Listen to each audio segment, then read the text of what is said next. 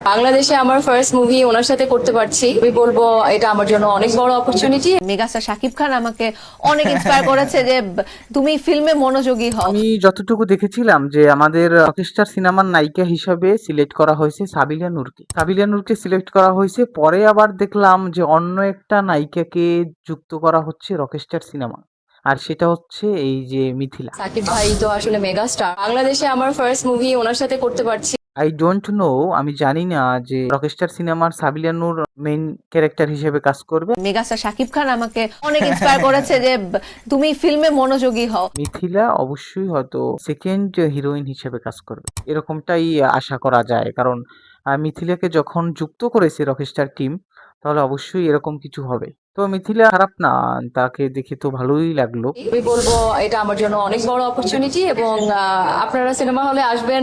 ভালোই মনে হলো। তো রকস্টার টিমের জন্য শুভকামনা রইলো, আরো এগিয়ে যান। কে কে রকস্টার সিনেমার জন্য অপেক্ষায় আছেন অবশ্যই কমেন্টে জানাবেন। রকস্টার সিনেমায় সাবিলা নূর কেমন হতে পারে আর মিথিলা কেমন হতে পারে অবশ্যই জানাবেন। সাংবাদিক ভাই এবং বোনেরা আছে, তারা আসবেন, দেখবেন এবং আমাকে জানাবেন কেমন একটা। আই হোপ যে রকস্টার সিনেমায় সাবিলা নূরকে সো আমার আসলে একটা ইচ্ছা ছিল যে সেকেন্ড ফিল্মটা আমি এমন কিছুই করতে চাই এটার থেকে একদম 360 ডিগ্রি কিছু একটা হবে। পারফেক্ট হয়েছে, যেটা পরিচালক বলেছিল সেই আমার মনে হচ্ছে যে পারবে, পারফেক্ট। আর সাবিলা নূর এর আগে শাকিব খানের তাণ্ডব সিনেমায় কিন্তু অভিনয় করেছেন, সেটাও কিন্তু খুব ভালো ছিল, ভালোই লাগছিল, তার অভিনয় খারাপ না। তো রকস্টারের ক্ষেত্রে এবার একটু ভিন্ন পাবো, দেখা যাক বাট আমি খুবই লাকি যে আমি ওটা পেয়েছি। কতটুকু তারা পারফরমেন্স করে সিনেমাটিতে।